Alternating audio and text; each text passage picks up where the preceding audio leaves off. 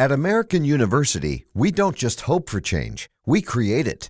We don't just dream of a better world, we make it a reality. With a graduate degree from AU, you'll access expert faculty and connections throughout DC to develop skills and experience to turn your passion into purpose. And that purpose can make all the difference in your career. Discover the difference a degree makes at american.edu/grad school. You are listening to New Theory Radio.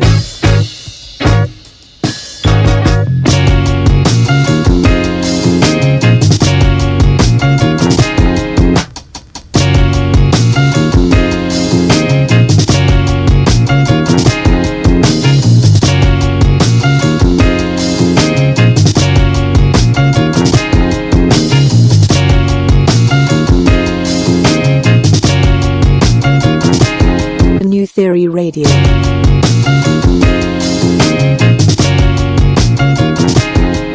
Hello and welcome to another edition of New Theory Radio, here live on News Talk, Saga 960 AM. My name is Nav Nanwa, I am your host, and this is the show where we theorize on all things current affairs, pop culture, and everyday life. Thank you so much for tuning in. This week we have another jam-packed show lined up for you during this Sunday afternoon. Hopefully you're treating this episode as your Super Bowl pregame show, as I know a lot of you are probably gearing up for some massive Super Bowl parties in just a few hours. But we do have an amazing show lined up. We are going to be joined by content creators and filmmakers, Revive Films. Yes, Amrit and Apal are going to be joining me in studio, and we're going to be theorizing about a bunch of different topics. First and foremost, we are going to be talking about the coronavirus. Let's face it, everyone is freaking out over the arrival of the coronavirus. It's being treated like SARS 2.0, and everyone and their mother is out here looking for a mask. But I want to get to the bottom of it and wonder, should we all really be scared? And I want to get Amrit and Apal to chime in on this and to provide their theories really around the fear that everyone is showcasing regarding the coronavirus and whether or not it's actually warranted. As well, I wanted to discuss some of the borderline racism that's being taken place towards the Chinese community when it comes to the coronavirus.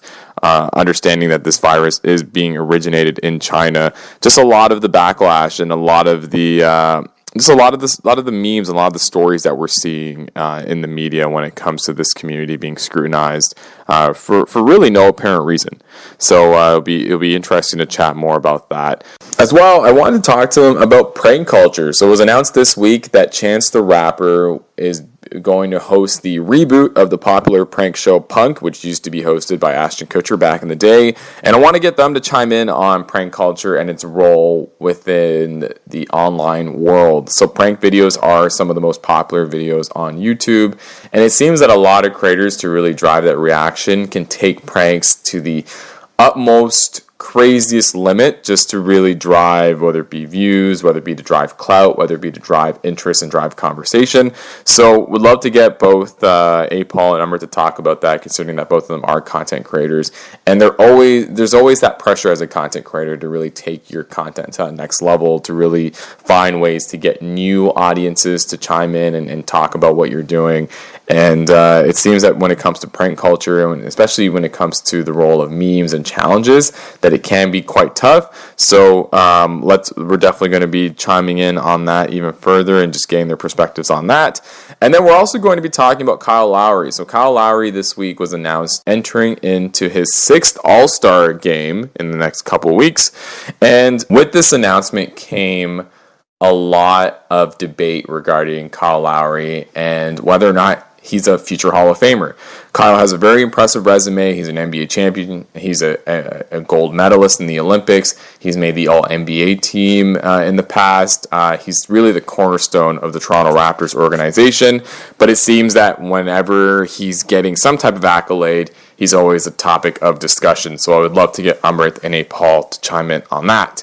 Just on the same wave of basketball, it's no secret that we are coming out of a horrific week since the passing of Kobe Bryant, his daughter Gigi, as well as the 7 others affected in that terrible helicopter crash that took place in Calabasas, and we are actually going to pay tribute to Kobe Bryant with a conversation with Yahoo Sports William Liu, who is a Raptors correspondent for Yahoo. He does a lot of content on their channels when it comes to the team as well as the NBA as a whole, and I know he's been covering a lot about everything that's been going on this week when it comes to Kobe Bryant. So we thought here on the air, being a week removed from his death, that we'd have a conversation on sort of the life and times of Kobe Bryant. So we're going to talk about his legacy. We're going to talk about some of the tributes that took place this week. We're going to talk about some of our favorite moments when it came to his performance and just who he was and what Mamba mentality was all about.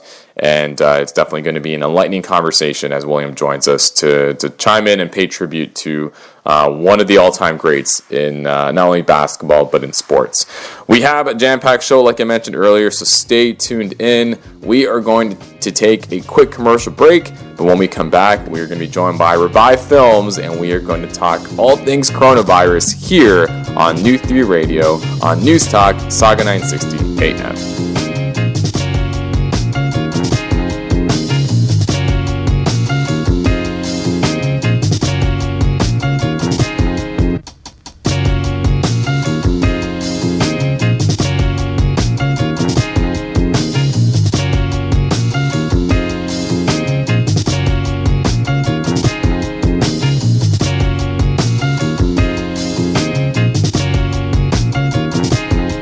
Theory Radio. And we're back here on New Theory Radio on News Talk Saga 960 AM. My name is Nav Nanwa. I am your host, and this is the show we theorize on all things current affairs, pop culture, and everyday life. And it's about that time that we start theorizing here on the show, and I'm very excited to actually welcome my two guests to kick things off.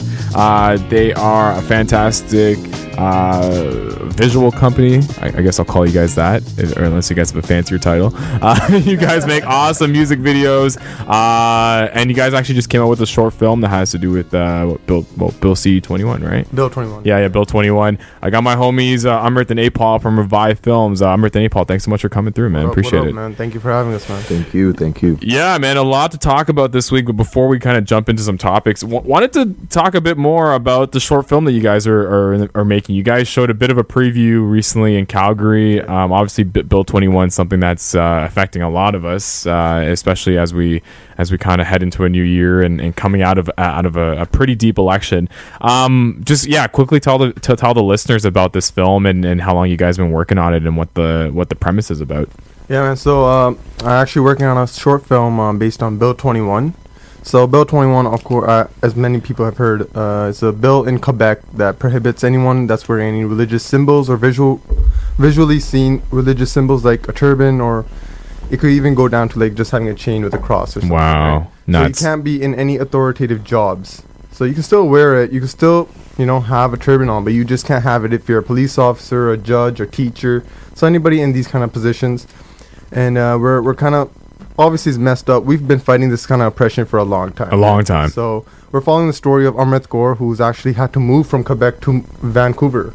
She's a teacher. Wow. And, she actually graduated on the day the bill passed from Teachers College. That's so unfortunate, man. Yeah, man. And so we're following her story, and went to Vancouver as well to follow her entire story. And then we also talked to a lot of people that have been fighting these kind of bills. So we talked to like Pradeep Nagra, who's fought similar issues. Even Baldev Singh Tillon, RCMP officer, the first RCMP officer to wear a turban in Vancouver. He fought a very similar case.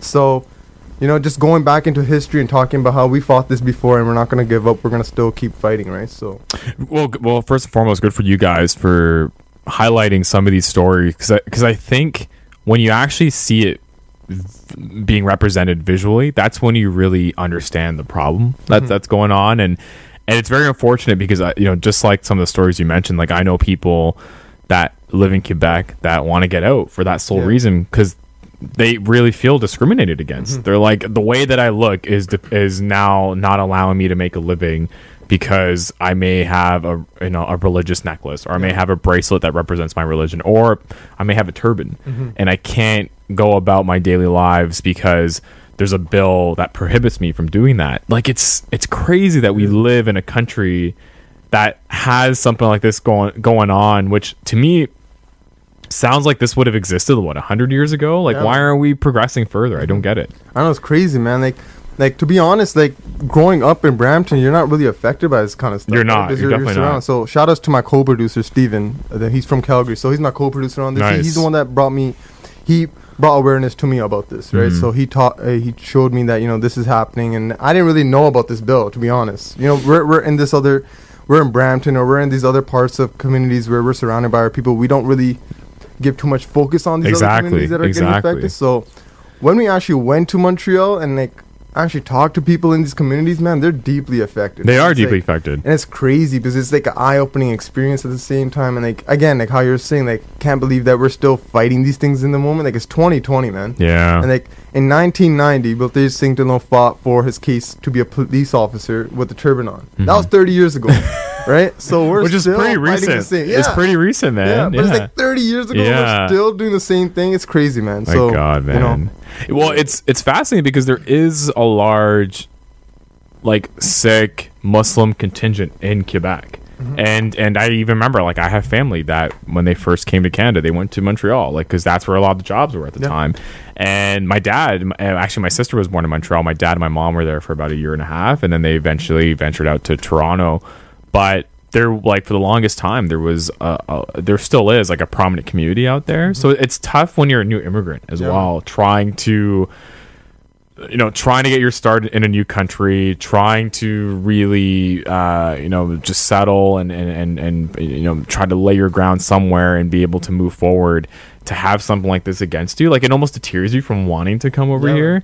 And I like the point that you mentioned about us not really seeing it in our communities, because Quebec is treated a bit like an anomaly area. Like, there's so many things about Quebec that we don't know about, because again, there is still that divide between francophone and anglophone. Like, there are a lot of people in Quebec that don't want anything to do with the rest of Canada, and then there's people in Canada that don't want anything to do with Quebec. Like, it's crazy to see that divide, man. It's crazy. And like mostly, like Montreal is like, it's still way better. Like Montreal, I feel like it's a lot more diverse. People are really open to They are, yeah. So they're more, about against being Bill 21, right? Yeah, they're more progressive. It's the outside skirts that you'll have a little bit of issues with, right? So I remember going to Quebec City, man. And again, Quebec City is a major city center, but there were certain places that, like, I felt that because my wife didn't speak French, and we would try to say bonjour and try to communicate as best as we can based on like grade 4 and 5 French, but even then, man, we could sense that there was a little bit of angst or a little bit of just a disconnect. And it's crazy to see, because when you go to Montreal, you can definitely get by, and I know people that live in Montreal and love it, and I love Montreal, I love going there, I love visiting, but man, it's hopefully something like this gets resolved fairly quickly, and I know there's a lot of government officials that are really working towards that, and I think it makes sense to kind of jump into to the first topic, and it kind of ties into discrimination. So this week a lot of news was made around the coronavirus, which was a virus that originated in China and is now here. A lot of it has to do, or a lot of the spread is being geared to. Sorry, I'm just doing some reading right now. A lot of it's in China, right? A lot of it is based in China, and a lot of it is being believed to be spread through just food and just like the practices of how certain meats were hygienic practices when it comes to the way that certain meat was slaughtered and whatnot. And it's nuts, because I actually, and again, don't judge me on how I hear about these things, but I actually found out about this originally, like, I would say about a week and a half ago on Six Buzz. Like, there was a post. Yeah, literally. Like, I didn't know anything about this until like Six Buzz posted, a SARS-like virus is rumored to be heading over to North America. And then I was like, oh, this is interesting. And then I started reading about it, and I started reading about what this coronavirus thing was about. And then now I feel like it's everywhere. People are just obsessed with the coronavirus. They're obsessed with not wanting to obviously get it. People are obsessed with buying masks. Like masks are selling out everywhere because people are assuming that wearing a mask will protect you. I was telling Apal earlier, like I went to go pick up my wife's cousin from the airport, and everybody at Terminal 1 was rocking a mask. Like everyone is scared for their lives. And yeah, like I want to get both your theories on this. Like, are we freaking out for no reason, or do you guys feel like this is being warranted? And maybe Apal will begin with you, man. Yeah, I think I don't think there's no reason. It's just that there's a lot of unknown factors that we don't know about this virus as far as we know, right? We don't know if how it can be transmitted. As far as of now, it can be transmitted just through like coughing. Yeah, literally. Touching. And like the side effects of it is pneumonia. And we just don't know how serious it is. Yeah. But so far, there's like 2,000 people in China infected by it. And the people who are dying are usually the ones with the weak immune system. Yeah. So we got like 200 people that have died in China because of this virus. And it could potentially spread and become something serious. That's why the World Health Organization made it into a global health like the emergency. It's crazy because we had SARS back in like 2002. Yeah. And then I remember in my last treatment, swine flu and H1N1. I feel like I encountered H1N1, or I think at one point it just started to spread like rapidly, and I think everybody just started to get like knocked out by it. And actually, we like I was in like grade 8 or grade 7. Yeah, a girl in my school actually died because of swine flu. Oh yeah, wow, that's unfortunate, insane, man. Like there was just all these strains going around, and again, and I think that's where people fail to realize is, you know, living in Canada, we have one of the best healthcare systems in the world, regardless of the fact that Brampton needs a hospital and long wait times. Like there is a lot of great healthcare to our disposal versus other places in the world.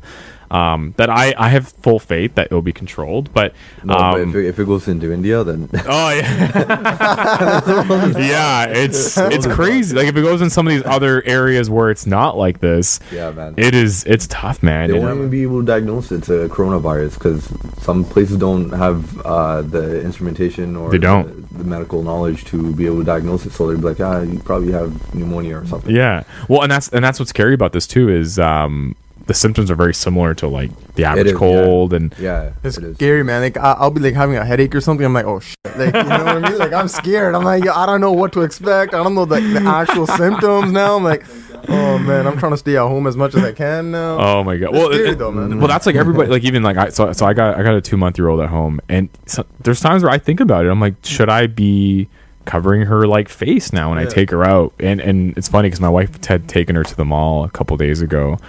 And I didn't think much of it, but then I was like, the mall is a public place. Like, what if someone was to walk by and like cough on her by accident? Yeah, like you just never know. Actually, our colorblind photography, Amit actually texted me a bit of an infographic regarding the myths and the facts. Okay, so what I'm gonna do is I'm gonna read the myths, and I'm gonna get you guys to chime in on whether you think they're true or not. Cool. And then I'll read the facts. All right. So the first myth is Corona is the most dangerous virus that exists. True or false? False. False? False. That's false. Okay, so the facts is the common flu kills 60 times more people annually than Corona. Exactly.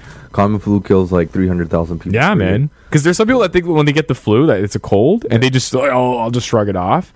Like when you get the flu, like you got to go see a doctor like ASAP, man. No, that's crazy. Like I like that number that came out like about the flu killing like that many people. I never knew that. You never knew it, yeah. Yeah, I was like, what? I'm like, I feel like Amit's gonna go get his flu shot after this. Man, I'm scared, man. There's a difference. The cold, I think, a cold and the flu they're different strains of the virus, but the cold is a bit less severe, but the flu is more severe. But the flu is when you're like, but like you should everyone should get a vaccine. Totally, man, totally. Because it changes. The strain changes every single year. It does. It does. Vaccine every single year. Go get your flu shot. That's your. That's a lesson that you take from this. That's the only fact that matters. I will die if I'm diagnosed with the coronavirus. False. Okay. False, but it really depends on your health. Well, actually, that's true. Only 2% of cases have reported deaths, and most of these deaths were associated with weaker immune systems. So Apal clearly has this infographic. He's been studying memorized. this, man. He's been studying. I'm a doctor. Low-key. Next one's I need to buy a hazmat suit and an N95 mask to stay protected. False. Yo, I want to say true, but it's not. It's a false thing, but Did you guys see how Six Buzz was trying to sell Six Buzz masks? that's crazy, man. No way. Yeah, They're they taking a were- lot of heat though, man. They apparently called out like one of these restaurants in Markham. yeah. They did. One, I noticed like, that. Noodles or something. Dude, Six Buzz is savage, man. Yo, Yeah. their They are truly restaurants savage. like going down. and we'll get into that stuff too, because honestly, I think that type of meme culture doesn't help Yeah, man. the situation. Facts. It doesn't. We all need to panic and blame China for this emergency. I should also make insensitive jokes about international students. False. Yeah, I mean, if any of you said true on that, I'm like, this episode's a wrap. So according to this infographic, the panic and hysteria that's happening is fueled by racism and xenophobia, not evidence or practicality. Nothing justifies being rude to others. Well, and it's crazy because I remember when SARS happened, everybody was borderline being racist at the time. Yeah, I was too. I'm not gonna- Like it's, but like, Yo, I was in grade 3 at that time, and I was a little kid. I Yeah. didn't know. And there's this Asian kid, and he was really like annoying me during recess. Oh, And I told wow. him, I'm like, you have SARS. Like, Oh wait, my god. right? But yo, he told the teacher, and the teacher came up to me, had to talk, and I okay. apologized. And then but from that point forward, he that realized, point forward, don't be racist. I was not racist anymore. So I thank that teacher. But it's nuts because I when the story broke, again it's and this is a good segue just to this topic, is seeing the amount of discrimination. So we talked about Bill C-21. Yeah. Like this is along the same lines. Like Yeah. I remember one of the news stories I saw was very vocal around, if you've been to China, go see a doctor ASAP, go get tested, and then the next the next segment after that was they interviewed the president of a Chinese chamber of commerce, I think, or some type of Chinese association within the GTA. And this person flat out said, like, we're being discriminated against. Like, this is literally racism at its fullest. There's people that are telling us to wear masks everywhere that we go.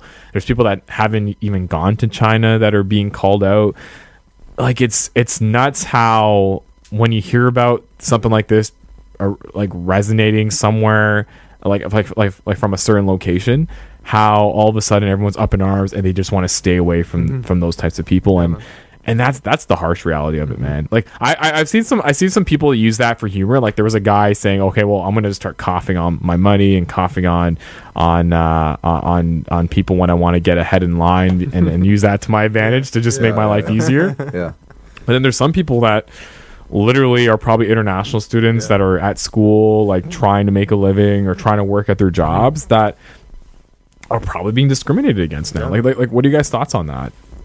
I mean, yo, bigotry and racism are always going to be present in this world. So, I mean, the only thing that you can do is just educate people, educate the next generation, educate your own kids about that. Don't judge a book by its cover. That's all. So that grade 3 teacher schooled you, man. Yeah. Yeah, exactly.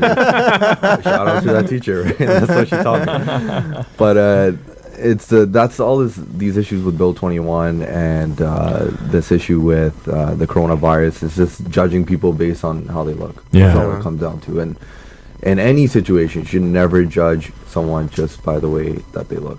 Well, it's nuts because now I know people that are scared to touch anything made in China. Yeah. Oh, that's crazy. and Like, which is like a lot of stuff. Yeah, man. I've actually been like on like I've been like looking at stuff like on eBay trying to buy certain things. Yeah. And, like I'll see like China and I don't do it purposely, but at the same time it's like, oh, like I gotta kind of like, you know, think twice. I'm like, yo, because like there's reports out there saying like it's even based on surface level. That's true. Yeah. So it's like, yo, what if like there is something on these certain objects that Exactly. I'm buying, right? Or like, Yeah, I know, right. and that's the thing too, is people like you may be thinking about that from a safety precaution, but then all of a sudden it's like, oh man, but like that's that could be like borderline racist. yeah, depending on the conversation you're having, and it was also nuts because I know when the masks started selling out, a lot of sanitizer was selling out too, and again, like sanitizer, I think is a necessity everywhere. Like every time if I see a sanitizer dispenser or sanitizer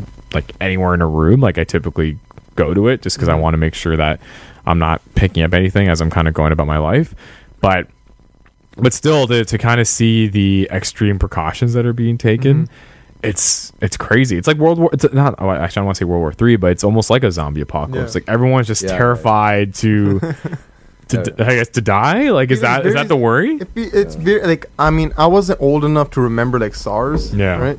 But I do remember like swine flu very vividly. Like I remember we did the same thing. Like it was like taking a lot of precautions, but after a while it just kind of goes away. It does. You know it what I does, mean? and that's why I predict with this too. Yeah, it's the same thing's gonna happen here. I feel like they're gonna eventually, like, the amount of technology that we do have today, like no way they're not gonna have a vaccine for it or a cure for it, right? They're gonna be working on it rapidly quick. So Exactly. you know, 'cause it makes eventually it's money. gonna just fade away, and that's it. Yeah, it makes money. That's the thing. So these pharma companies are gonna jump on it. Oh yeah, hands down. totally. I mean, not also because they want to cure it, but at the same time, there's gonna be major money being made in this situation. So whoever gets on this first gets their vaccine in the market, they're gonna be making mad money. So the cure is gonna come soon. It's just like any normal flu, as far as people know that it's the way that it's transmitted, the symptoms, et cetera, and based on how long it survives on the surface, they're saying it survives for like 48 hours. So I don't think it's that serious, man. I think people are freaking out way too much, and it gets hyped up on social media. So, but even the pharma angle you mentioned is interesting because I think the company that comes out with that vaccine, they're gonna want the notion of being the hero.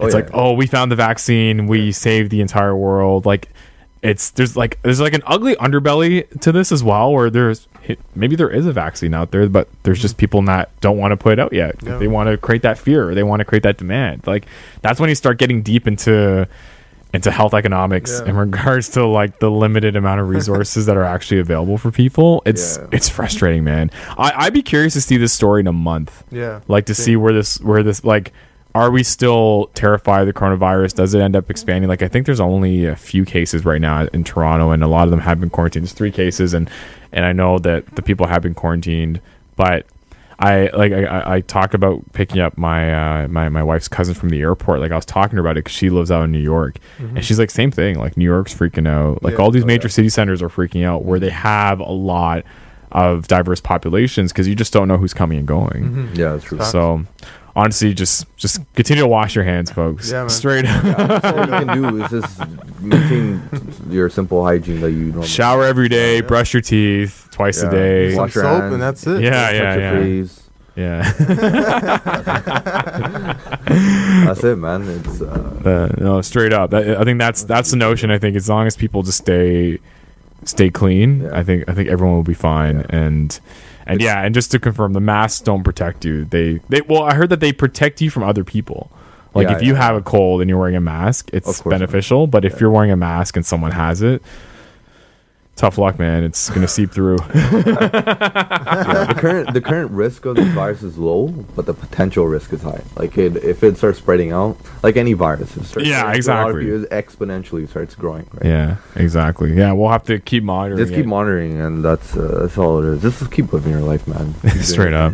Okay, just on the same wave, have you guys noticed a lot of the pranks and memes that have been going around about the coronavirus? Yeah, I find them hilarious too. Yeah, like some of them are actually kind of funny, but some of them actually are kind of weird. Like one of my friends told me that you know how a lot of like Desi uncles and aunts are like obsessed with WhatsApp. Yeah. So there's apparently fake coronavirus notifications being sent out about. When is there not? Yeah. Like that's like typical like Punjabi or like Indian WhatsApp. Literally, right there, man. There's like notifications being like, oh, coronavirus spotted here, and then some of them are actually like fake news stories where they'll say, hey, like new coronavirus outbreak, and then when you click it, it's like a dumb viral video. I think WhatsApp is never news. WhatsApp is never news. It literally, like the WhatsApp culture is nuts, man. That's a show within itself, just dissecting WhatsApp and just all the craziness. Last thing I remember was when they all the Punjabi community, or like especially my parents, for sending me WhatsApp comments are like, oh, there's this guy going around with this perfume, and if you smell it, you pass out. Hijack everything that you have. There was like another one where I saw where they're like, oh, don't drink Coke because somebody had HIV in their blood. Oh my Take it, God, I make Coke. Yeah, and then they put, I work for Coke. and so. I remember being like, what is going on? Like, this would have made like CNN news if it was Exactly. legit. I would not have a job right now. Yeah. But on that same wave, like I noticed like prank culture continues to be a big thing, not just within WhatsApp and social media, but just in general. Like the internet's just obsessed with pranks, and it was announced this week that Chance the Rapper will be hosting the reboot of the popular show Punk'd, which used to be hosted by Ashton Kutcher.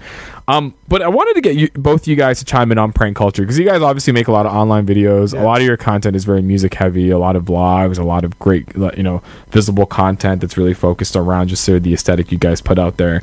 But did you guys ever want to make prank videos, knowing that a lot of people love that genre? And what's your overall thoughts on how popular these videos actually get, and do you ever find them offensive? Like there's a couple pranks I see out there, like I think there was a YouTube one a few years ago where somebody like faked their girlfriend's death, and it got to the point where like their parents found out and they were like crying, and then they like punked them, I think, after, and it just did not look good. So wanted to get your thoughts on this. There's like levels to it, man. I feel like it's a dicey area. Like pranks are funny, like we like watching them online, and like they give you entertainment and all that, but there's almost like a fine line. Right? There's a fine line where you're just being racist and you're just kind of covering it as a prank, right? Or like I don't know, man, it's a tough area to talk about, but like for us, I don't think we will ever get into prank stuff. Like in our vlogs, we'll like prank each other, like minor stuff, but it will never be like something serious. Like we'll fake someone's death. So like that's some next level stuff. But man, well, it's crazy how far it goes, man. Like, and I think that's I think I think YouTube at one point started banning pranks on like in the UK. They just, because I think the UK was getting very deep and very just ratchet with their pranks. But I think it was, the bar was set so high. How do you drive a reaction that how far can you go in a sense where before you actually offend somebody? I don't know. Apal, what do you think? Yeah, I mean, everyone's trying to go for clout, so they're always going to keep up in the bar. That's how social media works. But again, it's a fine line. It's you really don't know. It really depends on the prank, right? Yeah. And I think for me, that fine line is, if it's funny, then it's good. As long as you're not hurting people's feelings way too much. Like, I think a death might be a bit too much because you involve their parents. But maybe if you involve maybe some close, I don't know. Even I was going to say close friends, but I think even a death in general is a kind of bit too extreme. Man. I think it's a bit too extreme. For me, you say me. Like that, right? Like you say like someone, like that just brings out like a shock. Like it's a different reaction. Oh, yeah. It's not funny anymore. Yeah. It's more like someone might get hurt. Yeah. Someone might start crying. Someone might get a heart attack, man. Yeah. You never know. Like like it's that's serious. Man. Well, especially because I know like having a career marketing, April Fools is always a day where a lot of big brands try to prank their consumers. Yeah. And there's been times where I've had an idea for April Fools, or we've had an idea at work, and then we've had to pull back because when we actually think about it, we're like, if we go to market with this like in a public sense and make it seem like it's real, it might actually do more harm to our business than actually more good. Yeah. And people might not like the payoff to the joke. They might be either pissed by it, or they might be like the one thing that I always get really angry about is when I think BlogTO does an article on April Fools where they say, oh, the Rogers Center is reverting back to the name Skydome, and everyone like loves it. They do it every year. And if you look at the comments, it was the first half when they launched the story, everyone's like, yeah, it's finally, like I've been calling it the Skydome. And then as soon as people read the full article and they see that it's an April Fool's joke, like BlogTO just gets like hammered in the comments. Like everybody is just, how dare you prank us like this? Like, obviously this is a sensitive topic. Yeah, Skydome versus Rogers Center is a sensitive topic. But it's dicey, man. Like, I find that people get really obsessed, and then that's what leads to stuff like the Tide Pod challenge or some of these other weird challenges that exist. Like, do you remember when everyone used to plank everywhere and used to try to plank like on crazy locations? Like, it's nuts, man. Yeah, it's crazy, man. I mean, prank culture is it's interesting, man. It's interesting to look at. I like it. I like prank culture. Yeah. It's funny. It's funny, but again, like, there's that line, I feel like, right? Yeah, you got to know your base. You got to know what kind of people are watching your stuff. And based on that, you You gotta pull the level of pranks. Obviously, don't take it too far. But there are some people who play some good pranks. And some bloggers out there that have a close of group friends and they know how their friends are and their mannerisms, and they'll play crazy pranks. Like this Dobrik guy, I forget his first name, but David Dobrik, yeah, but he is freaking ridiculous. This guy will give pranks as like freaking give him cars and stuff, right? He has the money, but then he'll do crazy stuff where like the police will randomly come into their house and like put everyone, lock everyone up, and then people are like, yo, what the hell? But then eventually they'll be like, haha, it's a prank. There's like funny ones. Like I like when Jimmy Kimmel does like when he gets the parents to eat all the Halloween candy. Like that one's jokes. And then I like the one where I don't know if he still does it, but he used to get like a famous celebrity to dress up and interview people, and they would talk bad about the celebrity in front of their face, and then they would reveal himself after. Like I think Drake did a funny one where someone's like, oh, I hate Drake, like Drake sucks, and then it's literally Drake interviewing him like wearing a mustache. Even those like Lyft videos, like you'll have like maybe Steph Curry like driving and they're dressed up. I think Kevin Hart did one too. Like those are cool because those like the payoff is good. Yeah. Like it's like, oh man, I had no idea this person was in the car with me the entire time. Are you guys gonna watch this new Punk? Like, did you guys watch Punk back in the day? Yeah, man, Ashton Kutcher days, like those are jokes. Like I used to watch that when I was a kid all the time. Like I feel like that was out of like a good mind. Like it wasn't like any negative intentions on that, right? So it's like, and like the pranks aren't like serious. Right? Some of them might seem serious, but they're pretty funny, right? So and like just the way they execute it and all that. Well, I watch it. I don't know, because like when I was like looking into it, they're gonna put it on like some next streaming Kiwi service or something. Like it's a brand new streaming service. Like maybe it was like if it was on like Netflix or Amazon Prime or something, like maybe. But like like I'm not gonna go to get another subscription. Like especially with these streaming services, is like there's like hundreds out there now. So there's too many, man. Yeah. And honestly, and I think the one that you're referring to, it's supposed to be a mobile version of a streaming service, and I think it's actually I'll get you the name. It's a funny name because even this article wasn't sure. Mobile, mobile, yeah. Everything mobile now. That's true too. But it's supposed to be like on your smartphone. Yeah. Quibi. Yeah. What is that? Apparently the platform. This article in GQ says apparently the show will debut and air exclusively on short form video streaming platform, and they write Quibi, Quiba, Quibble, Quibi, like, and they're like never heard of it either. They just totally degraded it. Like, and I think the reason, like, what's interesting about that strategy is I think because they know prank culture is so big on YouTube and small sprouts. Yeah. They're probably thinking, hey, if we relaunch a show like Punk'd, we need to make it under the same vein and create it in a way where people are actually consuming it. I'm not sure how many people are actually going to download Quibi. I probably won't, to be honest, because I don't need another streaming app on my phone. But it's fascinating to see that they're taking that angle and they're not coming up with a YouTube channel. Maybe it has to do YouTube's sort of provisions right now against prank culture. But I know, like, didn't like Logan Paul do a lot of pranks? Like, isn't that his thing too?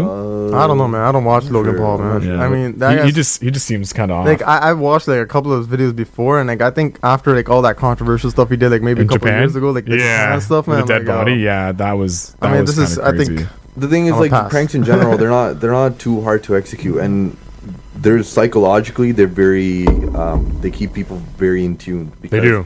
The reason why is because there's an unknown. You don't know what's going to happen. And that's with any story. That's with any movie. That's with any short film. Is you come in, you don't know what's going to happen, and then the climax is you find out what happens, and then it ends. That's the same thing with a prank. That's the psychological aspect behind it.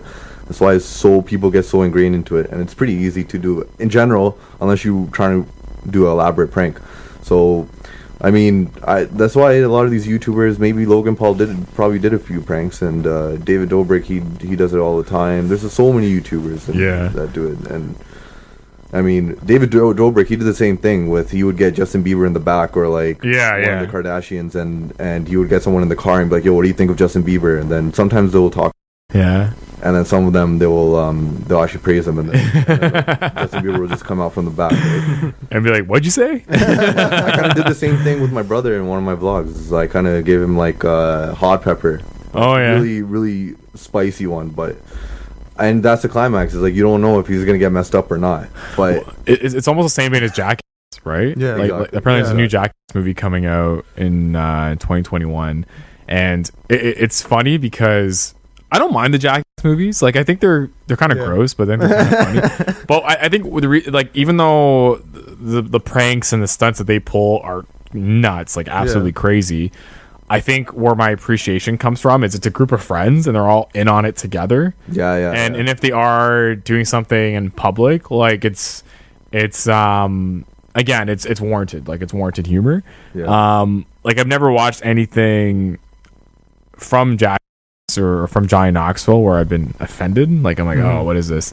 Like I remember there's like me and my buddy, he used to flip me videos about this like one guy that would try, like as a prank, his entire channel was he would go to different hoods like in New York and try to step to like actual like street guys, like actual gangsters. And it was nuts because I was like, this guy's gonna get killed one day. Like, that's when you're putting your own life in danger. Literally, like you go up to him, he'd like be like, "Why are you looking at me?" And the guy would literally like go up to him and like try to punch him or something. Exactly. And it was nuts. Like, and you were intrigued, like you didn't want to turn away because you were like, "Man, is this guy really like? Is he thinking straight? Like, is he really going up to some of these street thugs and he's like actually approaching them like he wants to fight them?" And again, I think that's where a lot of this came from, was just that curiosity. But then, man, once you kind of get deep into that curiosity, your mind just travels, man. That's the scary part of it. It's a cloud addiction, man. It is, man. It truly is the cloud addiction. Because then for that guy, if he's getting a lot of views, he knows he's eventually going to have to take it to another level. Otherwise, that's a bad thing about this whole prank culture, man. You have to like outdo yourself like at all times. Outdoing yourself, but at the same time, he's making probably crazy amount of you might get probably an insane YouTube partner. So behind the scenes, this guy is probably making bank over these pranks. He's like, whatever, I'll risk my life for like. It's crazy though, man. It's crazy, like $1,000. It's crazy where you'll take it, right? Like for that dollar, it's like how far you'll actually take it. It's crazy, seriously, right? man. Seriously, once you start getting those content paychecks and you realize, hey, I'm getting paid to have fun. Eventually, like you start thinking about ways to get even better. But then all of a sudden, you start doing stuff outside the box because you're like, I need to stir the pot, right? Yeah, but as strategy wise for social media, you don't want to just keep doing pranks, right? Like David Dobrik is a good example. He'll do pranks here and there, but in general, his channel is just about like a group of 5 guys and some girls, and they're just a group of friends that are literally living with each other, and they're basically a family doing things. Doing random stuff in the day, having fun, cracking jokes, but then they'll pull pranks here and there. So there has to be a balance. If you're only doing pranks, then upping the game every time, then you're stuck, right? So you don't, as a content creator, you don't want to just be one facet. You want to be very flexible and be able to do different things. And exactly. I think like once you get into that prank culture stuff too, like how you're saying, like you gotta have like especially as a creator, you gotta have like a diverse portfolio.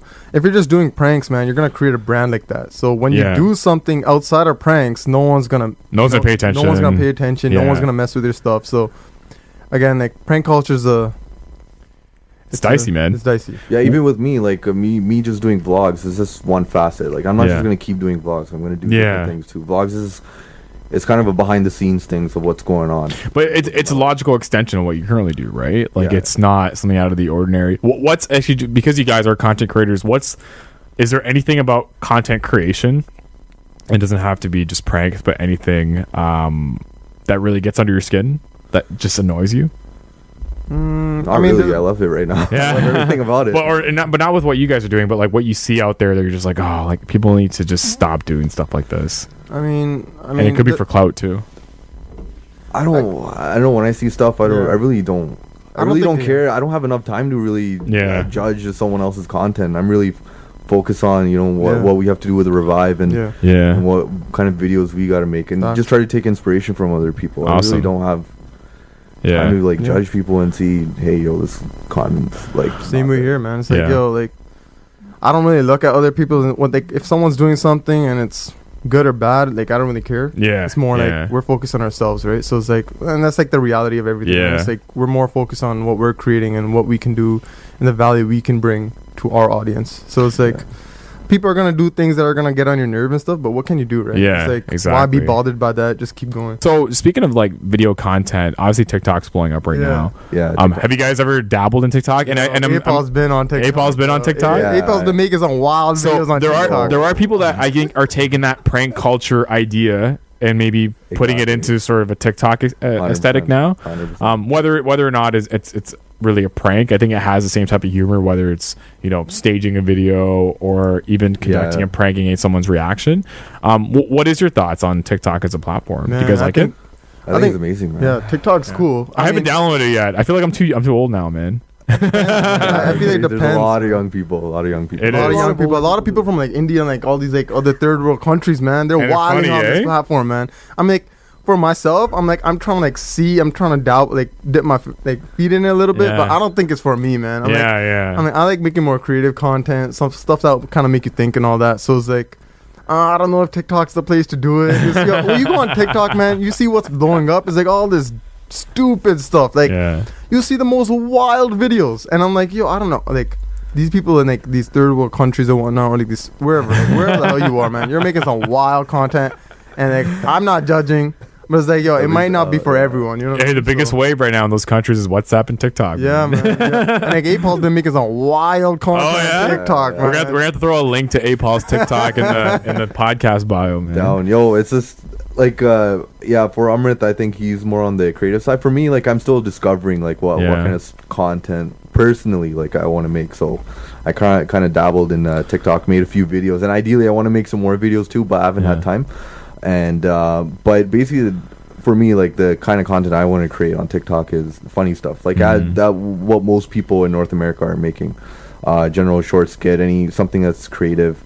And I think the thing that I like about TikTok is just how creative people are and the way that they execute. The pranks are very simple too, and they're very short, and they're not something crazy, but they have that climax aspect to it, right? It's like, is there anybody on TikTok? Because I haven't downloaded it yet, and I feel like I need to. But does anyone do anything serious on TikTok, or is it all comedic? Honestly, sometimes, like there might be some serious stuff, but like all that shows up on my For You page is all viral. It's like stuff? viral dumb stuff. But at the same time, it's like these people are so damn creative, man. It's unbelievable. Nuts, man. It's nuts. It's unbelievable. Like how many creative people are like from India and stuff. Like they're making some. Obviously, it's not like this is kind of content that you're just gonna keep scrolling, right? Scrolling and watching. It's pretty much like the new Vine, right? Yeah, exactly. So, but as you keep going through it, as much as it might like make you feel like, what am I watching? At the same time, it's like, these people got some creative juices going. Yeah, I'm gonna have to. I think I might have to launch the new Theory TikTok account, man. I don't know, like it's and that's one of the reasons why I haven't checked it out fully. Is I look at some of the videos being made, and to me, it just looks like a lot of work. But it looks awesome. Like anyone who's doing well, because a lot of the videos I am seeing are not on the TikTok app itself. It's videos that people are downloading from TikTok and putting it on Instagram or Facebook.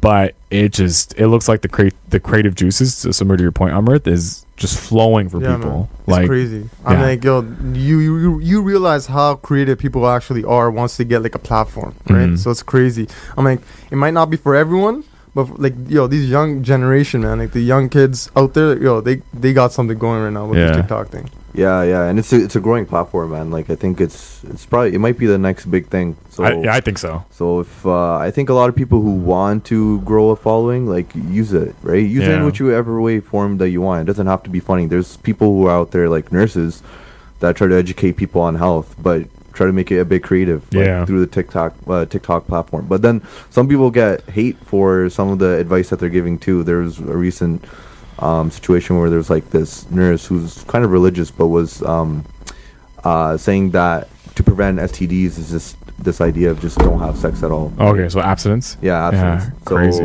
And from a health perspective, from what I read, that's not the first option, right? There's always ways to prevent it. You can't just tell people, hey, just don't have sex, right? Yeah. It's like saying, hey, don't drive a car and you won't get into an accident. You have to find ways of preventing people. And it's just like every social platform, right? Like if you go out and you decide to voice your opinion, you have to be able to take the heat at the end of the day, right? And I think that's the thing about any type of medium is if you're going to share an opinion and some people are going to disagree, and you just got to be able to take it. And I think if you're doing it on TikTok, that makes it interesting, because do you get responses of people like dancing and stuff? Or Yeah, people are dancing. like, no, and you're giving wrong. health advice. It's crazy. It's crazy. But I think anyone who wants to be a content creator, who likes the way that TikTok is formatted, like very 60-second short form videos, or you can even make it a bit shorter. Check it out and get inspired from what everyone is doing. Yeah. And if like you got time to kill, it's a pretty good platform to just keep scrolling and see some quick, funny content, just like how Vine was. I feel like with TikTok, at the same time, it's like, it's still getting its identity. It is. Like it's still very rough. It's like, I don't know what it's gonna become, but it's right now. It's like there's just so many people on it, just so much content being put on it. It's like we really don't know what TikTok is yet. No, we don't. We can't define it like an Instagram and like a Snapchat. Yeah. Like, I think it's still in that space where it's a mix of everything, but it hasn't become like one thing yet. I think that's going to be the fascinating part of it, because I know a lot of brands are looking to get on TikTok. So I think that should be something to watch in 2020. Now I want to steer the conversation around basketball. Actually, before we begin, we are going to be joined a little later on in the show by William Liu, who's from Yahoo Sports. We're going to be talking the unfortunate passing of Kobe Bryant and his daughter Gigi. Before we kind of jump into the next topic, do you guys have any thoughts on Kobe, like, that you want to share? Like, obviously it was a very tough story. Sad. Amrit, I know you're a big ball fan. Apal, you seem like you're like a bandwagon ball fan. But like in general, like, I think this is a tough story, man, and I think we'd love to get your thoughts on Kobe before we continue. When I heard that news, man, it was like it hit me, man. Like like usually like a celebrity death won't really affect me, but this one, man, like it screwed me up for like a couple of days. Really? I was like, like we like. I grew up watching Kobe, right? Like, all I know is Kobe. Like, Kobe was drafted into the league when I was born. So, like, I only know Kobe. That's true, you know what I mean? So, it's like when I heard that, I'm like, no, wait. Like, because, like, I think a lot of people have been saying this, too. It's like, in our minds, Kobe was, like, the superhero. Yeah. And, like, you know when you watch these Fast and Furious movies, like, explosion will happen, and Vin Diesel just comes out of the fire, and he's like, he might be all messed up, but he's still good. Like, he saved the day. That's kind of how, like, I saw like those events happen. He was like larger than life, man. Yeah, man. It's like, yo, no, Kobe just gonna come out of that fire and he's just like, yo, I saved the day. You know, he saved everyone. But man, like knowing that, he actually passed away, it's crazy, man. Because it really makes you question life. It's like, yo, like someone that big, like they can go. It's like, yo, life is really fragile, man, and you just gotta stay present, man. I agree, man, and I think you put it the right way. Like, I think everybody I know, whether they were a big ball fan or not, was just shaken by this news. And I gotta agree, man. I wasn't the most diehard Kobe Bryant fan, but I definitely was a fan of his work ethic. And I remember when he was even going through some of the court, that court case he was dealing with, the rape charge. Regardless of how that ended up, like, he was playing some of the best ball of his life during that time, because he was really trying to divert a lot of the attention.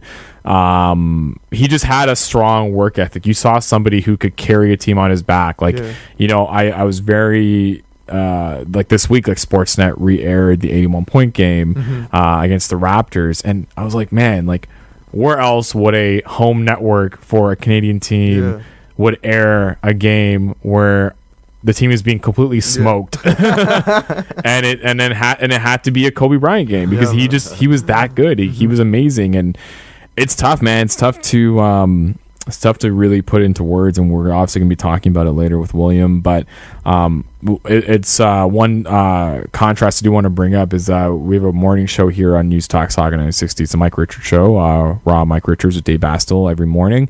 And David Bastel actually mentioned that he compared this passing to how people felt when Princess Di passed away, like in 97. Like, it was one of those passings where no one could believe it. Like, and it was such a beloved figure that when they pass on, and especially the way that they did. So Princess Di was in a car accident, Kobe Bryant was in a helicopter crash.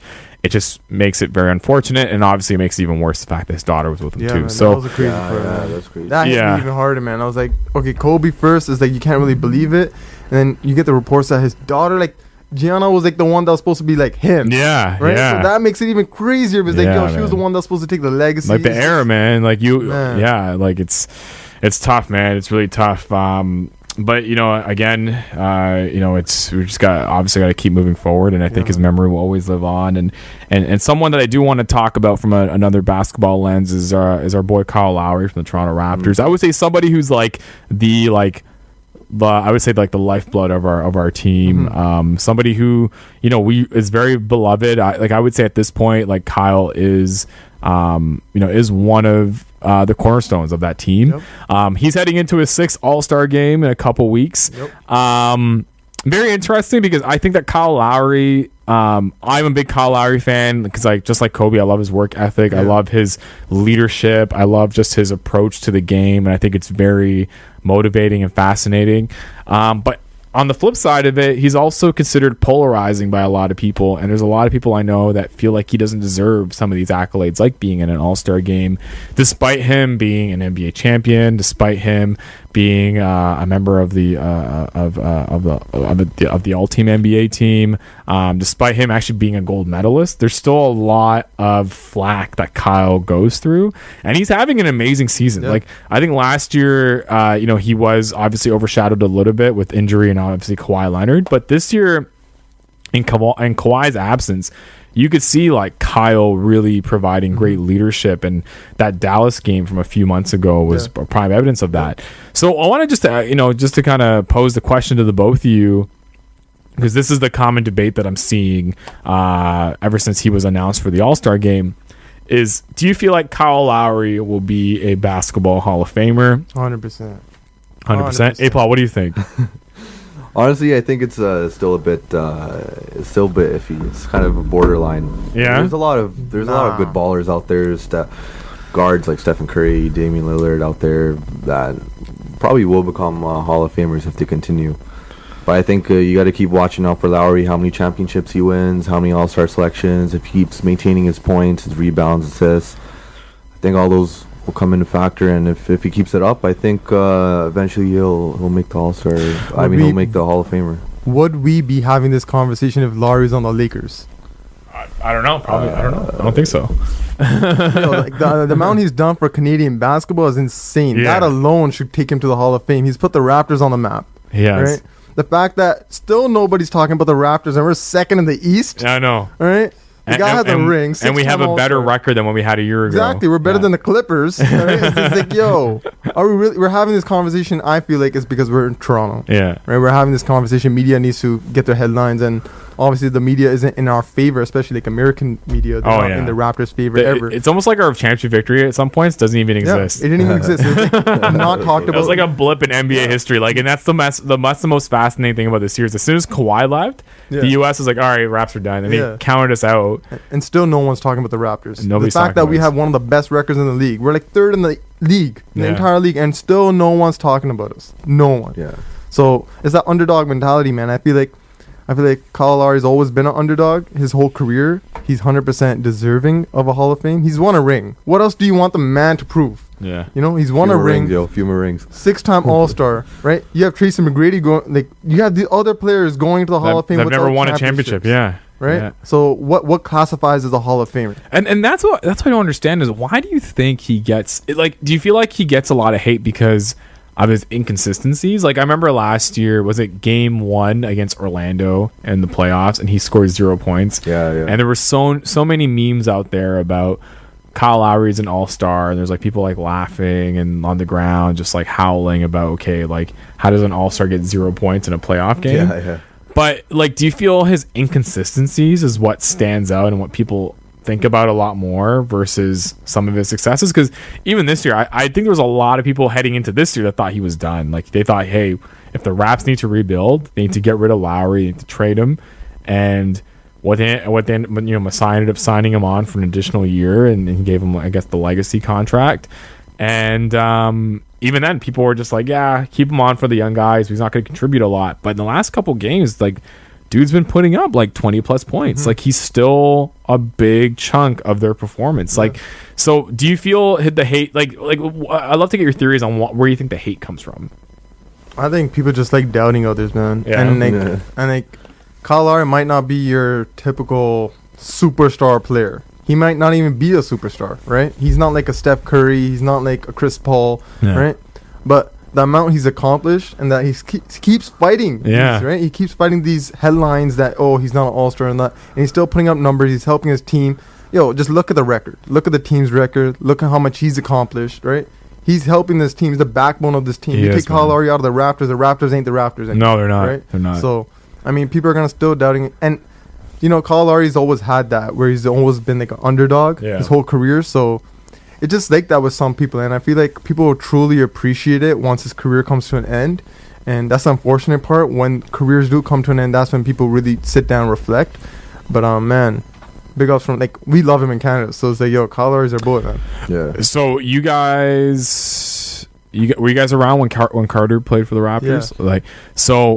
Obviously this year, just making sure because you guys are a lot younger than me. So this week, especially Kyle surpassed the most assists. Yeah. He broke the assist record for the Raptors, and it was quite poetic considering that it was a game against the Atlanta Hawks and Vince Carter was there. So Vince Carter gave him his props, and Vince Carter, the Carter effect, people hold that in high regard when it comes to the popularity of Canadian basketball. Yeah. So now 2020, with the vision being clear, do you it took a while to get that I one. get that shit. Yeah. I can only say that for the next 10 months. Do you feel like now Kyle potentially has surpassed Vince's impact on the game? 100%. Yeah. He won a chip. Yeah. Kyle Lowry brought a championship to Toronto. Vince, obviously Vince was the first one here, and but Vince didn't do as much as Kyle Lowry did. Yeah. Right? Vince Carter, we had this sentiment. We hated him for 10 years. We did. Remember that? We did, yeah. We hated him for 10 years. Eventually, time healed all wounds, and we're team's doing pretty good. I guess we can stop hating him. Yeah. This guy, right? And now that we won the chip. That's the biggest Toronto mentality is the team sucks. It's all Vince's fault. So the team starts getting good. It's like, hey, Vince, you're forgiven. And now now we won the chip, and everybody's like, we're going to retire his jersey. But what did he people are rooting for that, right? People want Vince's jersey eventually retired in Toronto. But I get it. He had this effect on a generation where people started watching ball because of him, and he was crazy superstar when he was here in Toronto. But man, look at the impact. Give us 10 years and talk about the generation that's been affected by Kyle Lowry. And we'll talk then. He brought a chip to Toronto. He did. No one thought Toronto will ever have an NBA championship. No one thought, right? Man, ever. It's funny because I feel like the chip before the real chip was Vince's dunk. Yeah. That's what we classified our chip. Still watch that to this day, man. Facts. He's crazy. It's funny because he still kind of takes pride in being the first one. He's like, just remember, I was the first one who took a shot in this building and scored. I remember the story I read was when they arrived, he told, because the Atlanta Hawks are full with a bunch of young players, Trae Young being one of them, and he was telling apparently young players I was the one to get the first goal, first to start the first basket in the ACC, and then I think he was pretty much giving them a tour of the facility. Vince ain't got a chip though. He didn't get the chip. But you know what? Honestly, when you think about Vince Carter, he does obviously get I guess will he become the longest tenured player of all time? Yeah. I think so. He'll get that, but the fact that it's nuts to think that he never got a chip. Yeah, the man's been playing in 4 decades now. Yeah. Still doesn't have a championship. He hasn't even been in the finals. Yeah. So it's crazy, man. Yeah, man. No it's way, nuts. dude. It's nuts. And it's interesting too because he was a free agent last year. Yeah. And the Raptors passed on him. There was a rumor, there was hope that, hey, let's bring Carter back for his farewell tour, and no interest, similar to what they did with Kevin Garnett for the Timberwolves back in the day.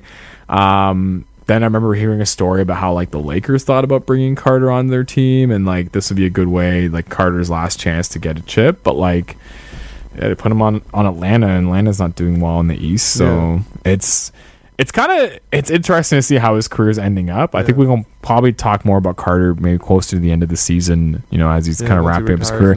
I am sort of contemplating wanting to go to, because he's coming back to Toronto for one last game, I think in April 10th. I wouldn't mind going to that just because I was a Carter fan growing up, so it'd be kind of cool to see his last game. I remember I had a Carter jersey, and then when he left, did you burn it? No. Oh, okay.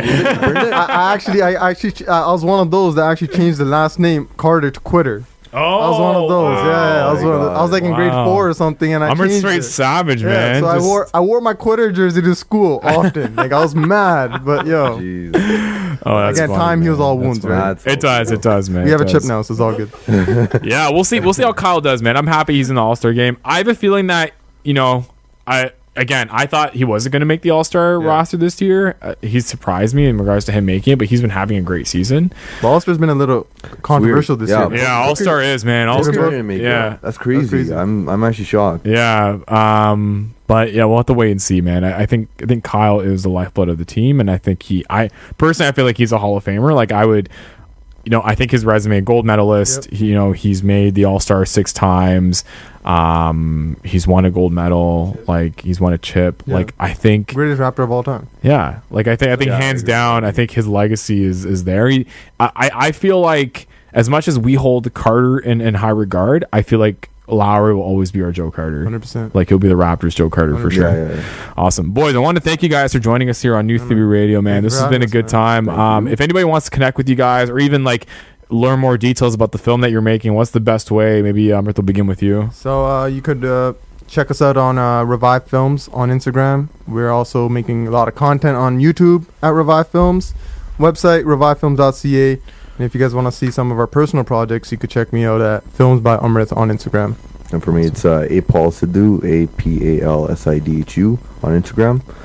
And yeah, man, that's our link. And then what's your TikTok though? Yo, you gotta give that TikTok. Yeah, My man. TikTok is the same thing, Apal Sidhu. Oh, yeah? Yeah. It's gonna be wilding, man. He's been dressing up like auntie and everything, man. You Yeah, gotta I got watch auntie that. video too, where I'm like, aunties are like always asking, yo, it's a real life situation. Aunties always asking for marriage. They're like, yo, when are you gonna get married? It's kind of annoying at this point. Watch it, yo. So I'm like, let me make a video. 'Cause That's so the funny, thing about man. the thing about content creation too is that you got to be unique and you got to be yourself, and that's one experience that He likes I being relate auntie, to, yo. right? He likes being auntie. A lot of That's brown the people facts. relate to. Right? Yeah. So I'm like, and that's what pops on TikTok too, is the relatable, like unique content It's just like Vine, with man. different cultures, right? So Yeah, Vine was the exact same way. Like I think a lot of the Vines that I liked were the ones that were relatable to like. Yeah. to So be everyday careful. life. TikTok is a tricky place, man. Once you get in there, you're sucked in for hours sometimes, Yeah, man. It's yeah. hard to get out, man. I feel like I have to bring you guys back for a Theories on TikTok episode. But it's funny, Apal, you get the first opportunity to promote your TikTok like on my show. No one else has ever promoted TikTok, so Yeah. you officially took New Theory. You officially took New Theory's TikTok virginity. Yeah. I'm glad. Awesome, boys. No, thanks so much for coming out. We are going to take a quick commercial break. When we come back, we're going to be joined by Yahoo Sports' William Liu to talk about the life and times of Kobe Bryant here on News Talk Saga 960 AM.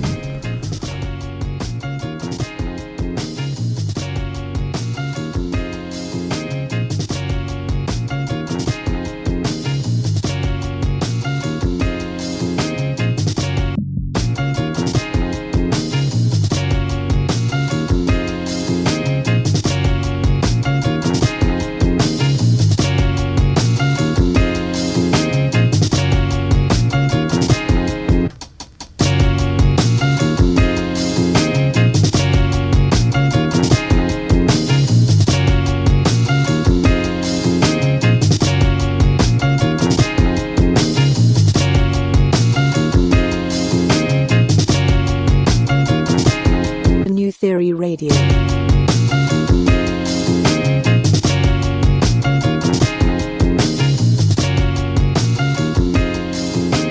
And we are back here on New Theory Radio and News Talk Saga 960 AM. My name is Nav Nanwa. I am your host, and this is the show we theorize on all things current affairs, pop culture, and everyday life.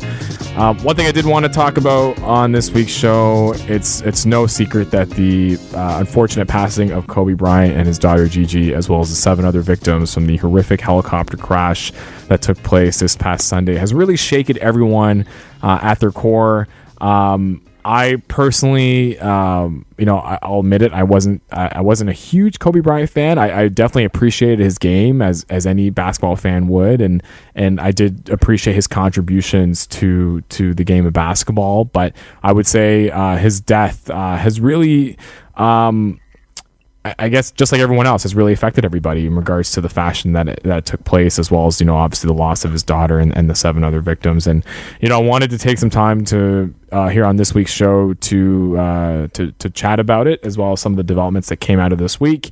And I thought, you know, if I'm going to be talking about it, I got to bring in an expert. So I'm very honored to welcome to the show somebody who is a contributor to Yahoo Sports from many different ways, whether it be podcasting or whether it's through his writing. He's also someone that's worked at the Raptors Republic in the past. And yes, I'm hoping that him and I get really deep on Kobe for the next few minutes. It is William Liu that's joining us live on the air currently. William, thanks so much for joining us here on New Theory Radio. Yeah, thanks for having me. Yeah. And again, you know, I'm a big fan of the work that you put out over at Yahoo Sports. And, you know, this story has really affected a lot of people, both basketball fans and non-basketball fans. And it's some people have even here at the station, some people have even equated it as you know, to the same level of, you know, the death of a Princess Di in regards to just how everyone's feeling regarding this loss. And, you know, wanted to, before we kind of jump into, you know, Kobe's legacy and his contributions to the game of basketball, where were you when you found out about his passing, and what was your sudden reaction? It was Sunday afternoon. I was looking for a new apartment in Toronto, which is not very easy. And yeah, it was just, I was on the bus, and, you know, I was scrolling my phone and I saw it, and it didn't feel real. I thought it was some sort of very, very cruel prank or like a hack or something like that. You know, but it was one of those things where you look at it and you're like, this cannot be happening. This seems ridiculous.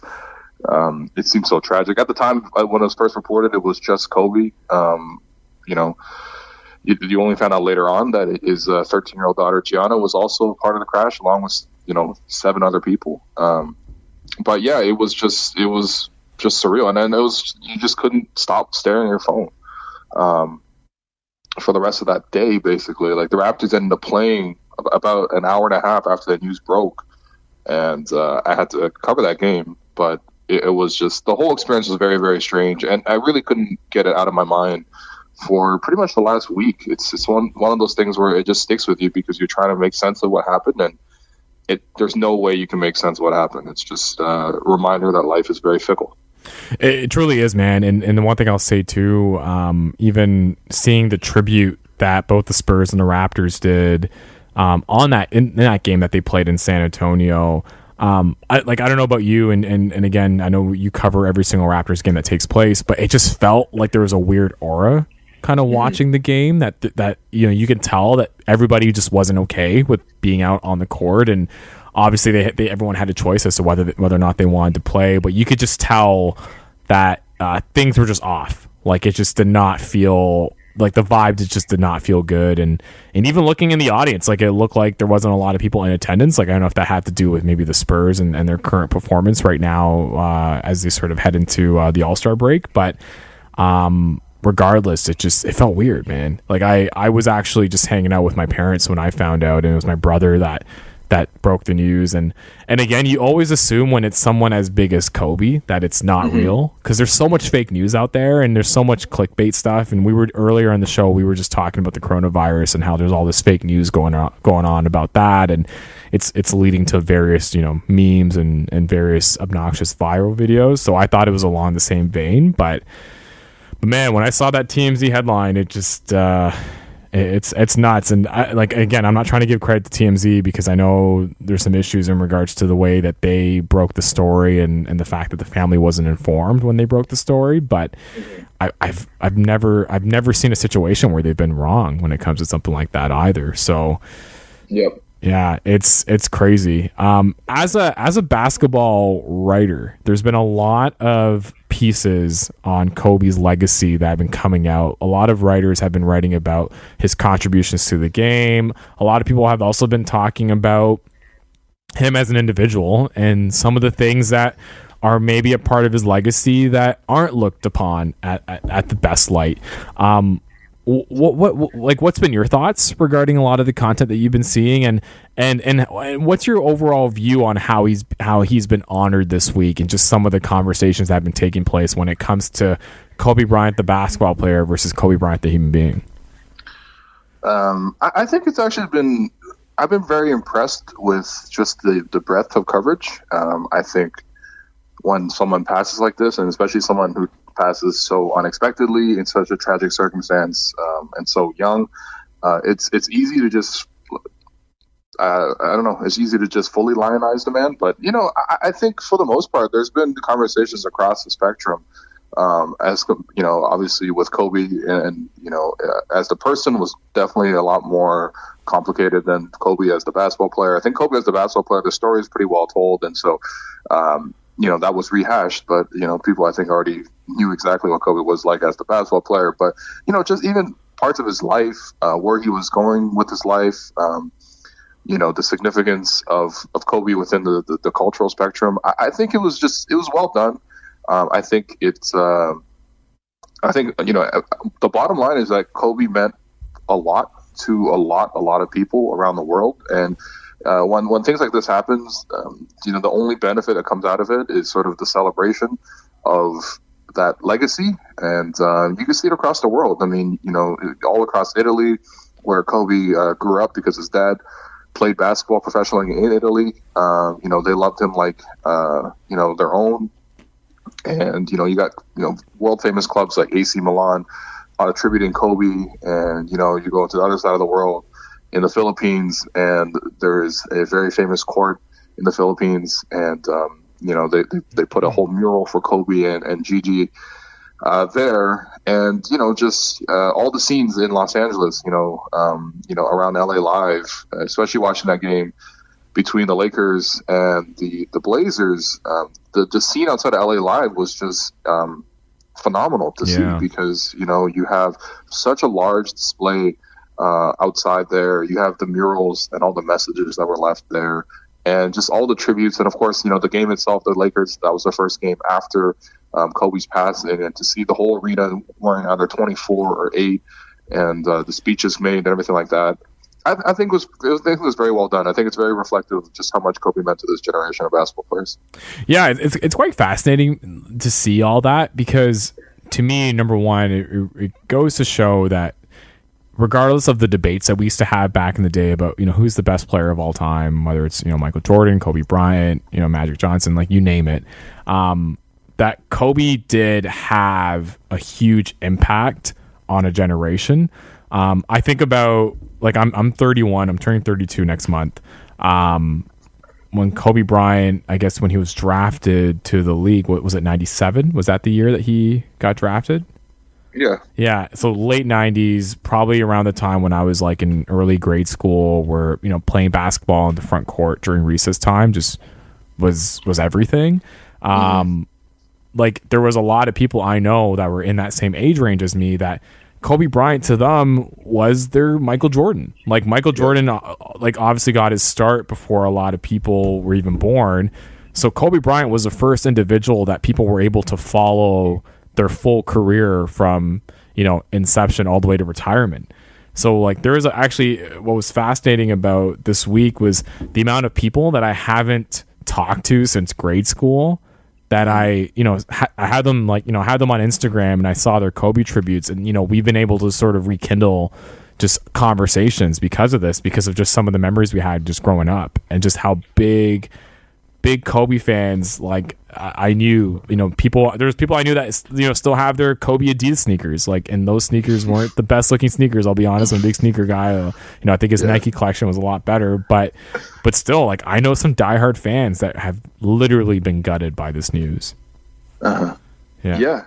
And I think, that's the only thing that comes, the only good thing that comes out of death is it unites people, and it reminds, it's just like us how lucky we are to be alive, and to not take sort of all the grudges in the world and make the biggest deal of them. I mean, that's also one of the things that were really touching, people over the years, maybe whether it was marketing or whether it was genuine or anything like that, but there was rivalries between LeBron and Kobe, rivalries between Shaq and Kobe. Yeah, and the Shaq stuff really got me this week, man. Like, seeing the TNT coverage on Tuesday.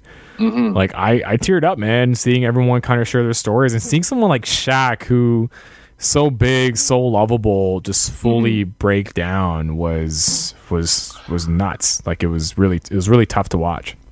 Yeah, for sure. And I think that's sort of what this reminds you of, is just like, again, don't take it for granted. There's really not that much rhyme or reason as to when we come and go.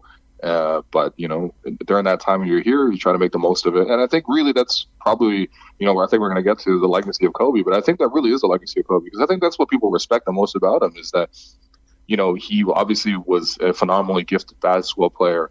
And he had all these great talents, and he had great opportunity to become a basketball player. But at the same time, he took every single opportunity to maximize what he could do as a basketball player, and he mastered his craft. And I think that's something that, is inspiring in whatever walk of life you follow, is just, that quality about someone who works their very best and is completely devoted to being the best of their craft. It's that's something you have to respect regardless of what you're doing. What are some of your, actually, before I even ask this question, like, were you a big Kobe guy growing up, or? No, not really. Yeah. Not really. I ended up supporting a lot of guys that went against Kobe. I was my first love in basketball was probably Steve Nash, because I'm 27. So around that age, when I was starting to watch sports, it was the Phoenix Suns that were great. And of course he was Canadian, and I was like, all right, why not? And of course, Nash and Kobe sort of, they didn't really have a rivalry, but it was not necessarily, it was a little contentious. And then after that, it's strange. I guess maybe it's because on the West Coast or whatever, but I was never necessarily a huge Kobe fan. Yeah. But again, you respect what he did as a basketball player. I mean, one of my favorite series to watch ever was 2000 and 2010, the finals between the Lakers and the Celtics. Oh, and classic, man, classic. Yeah, it's just a classic performance. And for a guy like that to get his fifth ring, I mean, even in Game 7, he didn't even shoot that well, but the determination he had to just grab rebounds and contribute and just do everything in his power to fight through that tough game and win it is it's pretty great to see. Yeah, I know exactly. What were some of your favorite memories? Like, one thing I think that stood out here kind of locally was his 81-point game against the Raptors, which, again, I mentioned this earlier on the show. What other home team would celebrate a loss like that but the Toronto Raptors when it comes to remembering Kobe Bryant? And in Sportsnet even re-aired the game in its entirety, and I know a lot of people watched it because they just wanted to see that performance again. But again, I think to me that just again showcases just how Kobe himself kind of transcended teams. Like, regardless of him scoring 81 points on a gutted Toronto Raptors team after Vince Carter's gone, I think a lot of Toronto fans just were in awe in regards to, hey, this is Kobe Bryant, the absolute legend, just taking us to task. Like that was, I guess, one thing that kind of stood out for me. But was there any memories of him that really stand out to you? I was doing some research just between Kobe's history and Toronto. Obviously, 81-point game stands out, and it's the second highest scoring output ever by any player in the NBA history. But the thing is, we don't even have video footage at all of what Wilt did. We just have like a box score from like the 60s, and it says 100 points, and it's like, all right, but there's not a single highlight from that. Yeah. Whereas with the Kobe situation, that happened like in an entirety. We saw the whole thing happen. And again, the sheer determination, because it wasn't like he was scoring 81 because it was like a vanity achievement. The Raptors were up big against the Lakers. They were up 20 plus in the third quarter, and Kobe had to score 81 points to win that game. So that was amazing. But having done some research into this, I've forgotten the fact that Kobe Bryant has hit 3 game winners against the Raptors. This is in addition to the 81-point game. Wow, really? Game winners. Wow. Yeah, and you think about it, Kobe's, the iconic Kobe play is a game winner, right? There's entire huge compilations of it. Well, he's hit 3 of them against one franchise, and it's really impressive when you consider the fact that the Lakers and the Raptors only play twice a year. So there's not even that many opportunities to hit game winners. Obviously, the Raptors weren't even that good, so they weren't necessarily as competitive with the Lakers in many of those years. But yeah, he's hit 3 game winners: one in 2010, one in 2012, and one in 2013. And yeah, I mean, it's that came off, and also just aside from the Raptors, that send off game is really, we should talk more about it because like it is just so incredible what happened. It's like if that happened in a sports movie where you have a guy who's finishing his career in his 20 years, his last game, he's basically on his last legs, and his walk-off game he scores 60, and during that he leads his team on a 12-point comeback in the fourth quarter, and he's hitting all these sort of ridiculous jump shots. You'd be like, this is ridiculous. Yeah. This will never happen in real life. I don't believe this. And for that to actually happen in real life, it honestly felt like a Shaq. movie. It was really a movie. It was like Shaq, like Jay-Z, Kanye, everybody was just in the crowd watching in disbelief at this one man who was really doing this on his way out the door, and then he ends the thing by saying Mamba out and dropping the mic. Like you really can't even script anything like that. So, yeah, that 60-point game really stands out to me because, again, just that has to be the best walk-off performance. Like, if Michael Jordan actually stayed retired after 98, after hitting the game winner, then maybe that's better. But this is it. The 60-point game is something that will always stick with me. Yeah, we'll have to talk about Michael Jordan's Washington Wizards run during another episode because I feel like we can do a whole sort of show on that. But But no, I'm glad you mentioned that last game because I remember the feeling online about that last game was, okay, well, Utah Jazz completely threw that game out out of respect to Kobe Bryant. And then there was also talk around, Kobe scored 60, but did you see the other, 30 that he missed or something like that? Like there's people like that really downplaying it, which again, I think that's the type of mentality that was always kind of there when it came to Kobe Bryant's game. There was always the naysayers, which I think exist across the board. Like LeBron has them too, right? And I think you only really get that type of feedback when you're as good as you are. So, but yeah, I agree, man. I remember that last game that the Lakers played with Kobe Bryant just felt like an event. Like it didn't even feel. It felt like just an exhibition, but it was the last game of their season, and it was kind of poetic when you think about him ending his run with the Lakers at that high, and then LeBron slowly coming in, I guess 2 seasons later and trying to pick things up again. But yeah, no, I'm glad you mentioned that because I feel like that game does get overlooked quite a bit. Just to kind of close things off, just want to get your thoughts. Obviously, the All-Star game will be taking place in about 2 weeks. They've announced a new format for the All-Star game. They've thrown in a couple of Kobe and Gigi tributes in there as well. It sounds like is it one team is I guess Team LeBron will be wearing number 8, and then Team Giannis will be wearing number 2. Is that what's happening? Or I believe like something along the same lines. There's also the mini games that are taking place per each quarter, and then they're going to add the number 24 to, I guess, the winning team's highest number, and that's going to be the number that the team needs to attain on the fourth quarter. But honestly, very confusing. I'm probably getting it wrong as I speak about it, but I want to get your thoughts. Like, what are your overall thoughts on the way he's being remembered when it comes to the All-Star game, and just in general, like as we kind of move forward, like that the Lakers are now instituting a KB patch on their jerseys. You mentioned the game last night. They had KB logos all over the court. They had the 8 and 24 represented. So what are your thoughts on the All-Star game and the new format? It's a little surprising that they chose to make the format the way it is. I think the NBA in that regard wasn't really trying to make it a Kobe tribute so much as they were trying to make the games competitive, because the NBA sort of run into a problem where the All-Star game has just sort of been a bunch of dunks and no defense, and no one really plays that hard. And if the game is close in the fourth quarter, then they might start to play actually. So I think splitting it into individual mini games with money on the line makes it a little bit easier for the players to compete, and hopefully there's a higher level of competition in the All-Star game. But I think in general, I think the NBA's, I think they could probably do more in terms of honoring Kobe, in terms of just maybe it's just not as immediate as we would always like. I know it's especially nowadays, we want everything to be immediate. I don't mind if they take their time to really think it out and then plot out something to really honor Kobe going forward. But I'm not necessarily in favor of changing the logo to a Kobe thing. But some kind of tribute where, he's going to Hall of Fame. That's definitely going to be a very emotional time. And it's so unfortunate that he's not going to be there to, soak in that honor and deliver his speech and everything like that. But I think there will be more Kobe tributes on the way. And what they've done so far, I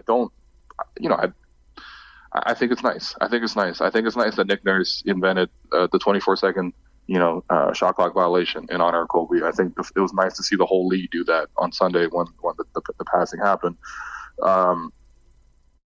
And players are tributing them in their own ways, riding Kobe, on their sneakers. The coaches are wearing Mambas on the sidelines. Players are changing the number away from 24 and 8 in honor of Kobe. I think everyone's going to tribute him in their own way, depending on what he meant to them. And I'm happy that the NBA is letting pretty much the players do whatever they want in that regard, because he's very significant. If you think about basketball, in its ages, it was Magic and Bird, then it was Michael, and then it was Kobe for like a solid 20 years. It was, and, all the players at this age right now, this is the Kobe generation, and he means the world to them, and I think you put it the right way, and I guess the last thing is, are you in favor of teams almost retiring the numbers 8 and 24 moving forward? Like, there's been thought, like Norman Powell has even flat out said that he'd be okay with changing his number. Like, do you think that should be consistent across the board as an overall tribute? Yeah, I mean, I think it should be a team by team basis as to what they want to retire. I think the Mavericks came out with it immediately that night and retired number 24. Yeah.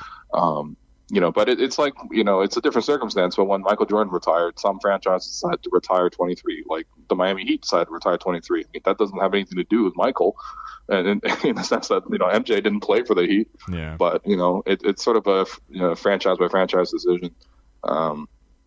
But like the Raptors, for example, if they retired 8 or 24, I'm cool with it. But if they retired 81, that'd be really cool. Yeah.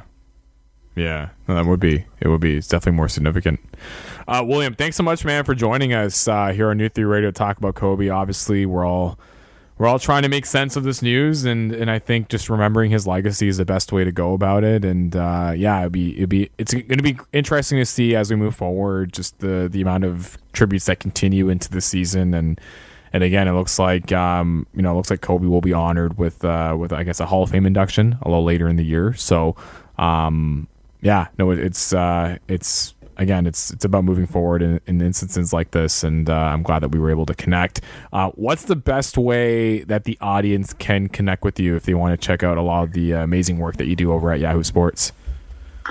Yeah, I mean, I think the best way probably is to follow me on Twitter at William_Lou. That's where you'll find all my content posted. So if you're into podcasts or into written articles or video content, pretty much whatever, or just tweets slandering other teams, you can follow me on Twitter. So that's all. Yeah, you are a pretty fun follow. I honestly will say that. Like your comments are hilarious, and and you also have the No Cap podcast as well, right? That's correct. With our boy Sasha. Shout outs to Sasha Calra for connecting us, because for sure. I literally sent him a DM being like, hey, can you get me one of your cool basketball homies to hop on my show? And you were the first one he listed, so. All right. Awesome. Thank you, Sasha. Thanks so much, William. Appreciate it. And we are going to take a quick commercial break, and then when we come back, we're going to have more New Theory Radio here on News Talk Saga 960 AM.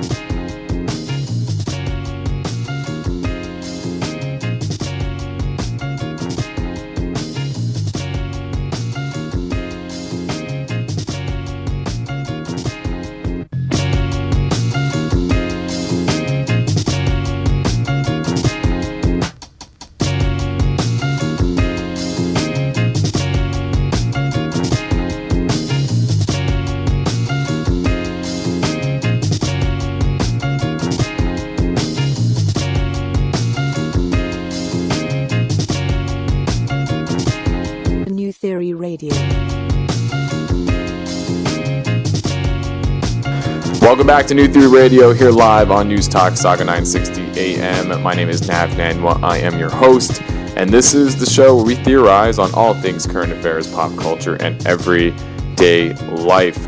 I wanted to thank Revive Films, both Amrit and Apal, for joining me earlier, as well as William Liu for joining me in the previous segment to pay tribute to Kobe Bryant. If you have missed today's show, it will be repeating tomorrow from 8 to 10 p.m. As well, it will be available as a podcast on iTunes, Spotify, and newtheoryradio.com on Tuesday, so be on the lookout for that. If you want to connect with New Theory Radio, it's at New Theory Radio on Instagram, Facebook, and Twitter. If you want to connect with me, it's at Nav Nanwa on Instagram and at nnanwa on Twitter. Please connect with the station as well, Saga 960 AM. It's at Saga 960 AM on Facebook, Instagram, and Twitter. Special shout-outs to my photographer at colorblind photography _ my baby brother Amrit and Apal for holding it down with the awesome visuals. Special shout-outs to Dusty Loops, who produces our intro song. Go check him out at Dusty Loops across all platforms. And yes, that's a wrap for this week's episode. So thank you again for tuning in. Go enjoy the Super Bowl, and be sure to tell someone that you really care about that you love them, because tomorrow is never really promised. Thank you so much, and you will hear all of us next time. Peace.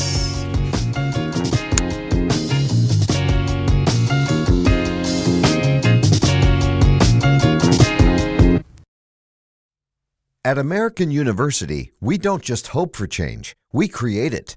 We don't just dream of a better world, we make it a reality. With a graduate degree from AU, you'll access expert faculty and connections throughout DC to develop skills and experience to turn your passion into purpose. And that purpose can make all the difference in your career. Discover the difference a degree makes at american.edu/grad school.